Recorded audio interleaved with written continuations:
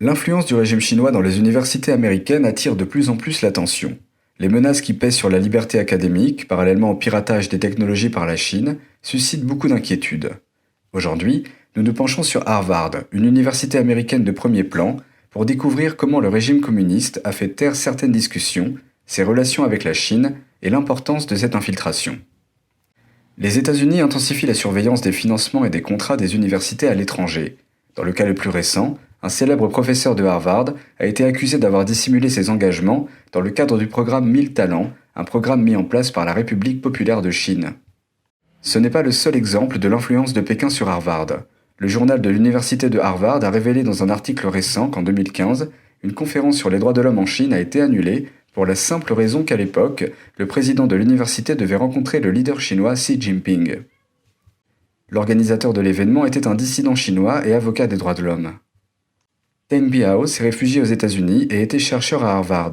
Quelques semaines auparavant, il avait reçu un appel du vice-doyen de la faculté de droit de Harvard.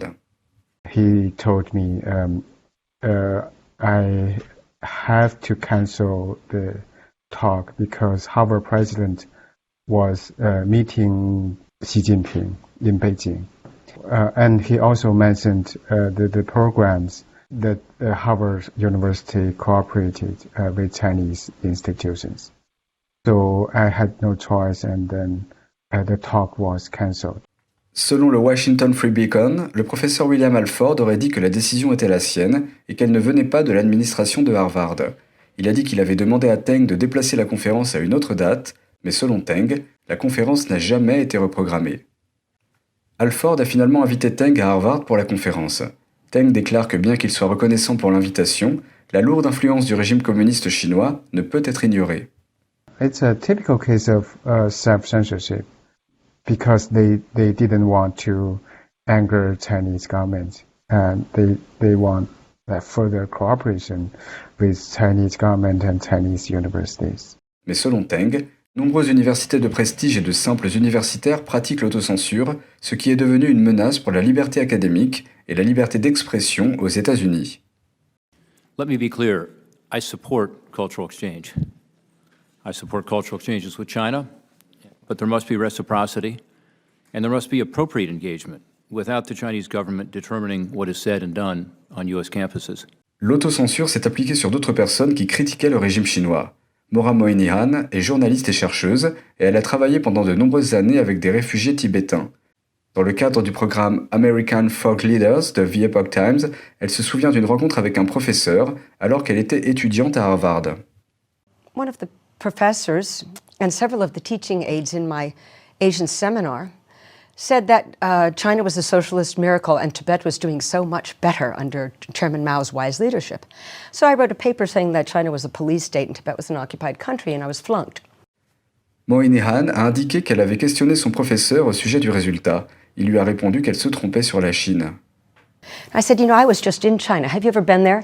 And he said no. And then he got really angry with me.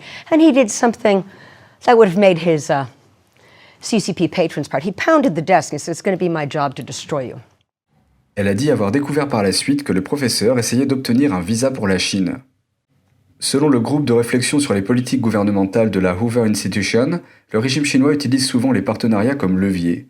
Dans quelques cas, après que des universités aient accueilli le Dalai Lama ou organisé d'autres événements jugés offensants par le régime, des programmes d'échange ont été suspendus ou des étudiants chinois ont été incités à choisir d'autres écoles. Ces étudiants sont une source importante de revenus pour de nombreuses écoles.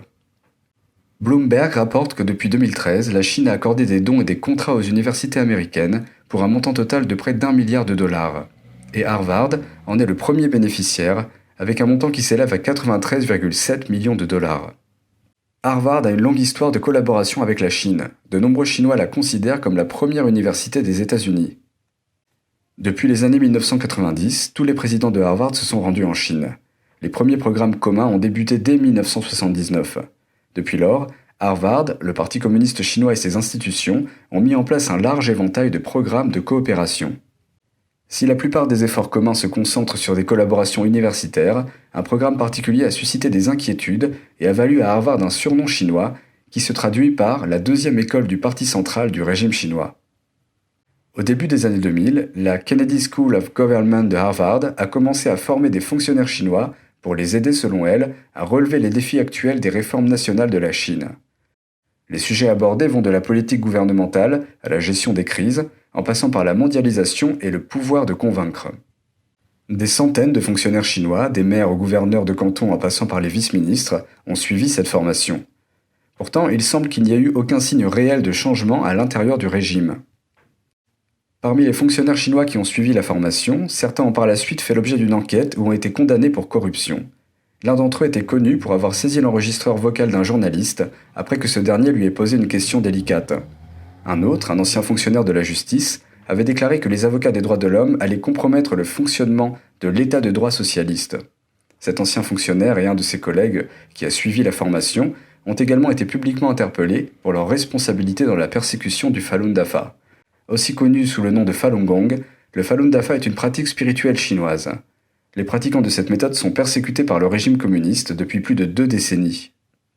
Selon Zhang Erping, diplômé de Harvard et porte-parole du Centre d'information du Falun Dafa, le programme risque de légitimer un régime autoritaire lorsqu'il prête son nom aux responsables chinois. CCP has murdered more people than the total victim number of the World War I and World War II, training the CCP officials, some of them probably involved in the policy of suppression of Falun Gong, Christian Church, or other dissident groups. They shouldn't be welcome here on campus. Howard Herzog est membre du groupe de réflexion du Manhattan Institute. Il a auparavant enseigné la gestion des crises pour Harvard en Chine. Dans un article récent, il a déclaré que l'engagement de Harvard auprès des autorités chinoises avait eu des effets inattendus. Il a écrit « En y réfléchissant, il est possible que nous ayons semé quelques graines pour une société plus libre, mais il est tout aussi probable que nous ayons contribué à donner une légitimité à un gouvernement totalitaire. » Can you imagine today, Harvard University will host officials from the Nazi regime back in the 30s? That's unthinkable. We are not going to legitimize these officials' wrongdoing or even crimes and also CCP policy of suppression by further training them and further legitimizing. De nombreuses institutions occidentales ont supposé qu'exposer les dirigeants du régime chinois au rouage d'une société libre les aiderait à accepter les normes occidentales et qu'ils finiraient par devenir plus ouverts et démocratiques. Cela n'a pas été le cas. Not only they are not abiding by the international norms, Beijing actually is setting up a new world order and for the international players to abide by. Le manque de transparence de Pékin durant la pandémie a obligé de nombreux pays à réévaluer leurs relations avec la Chine.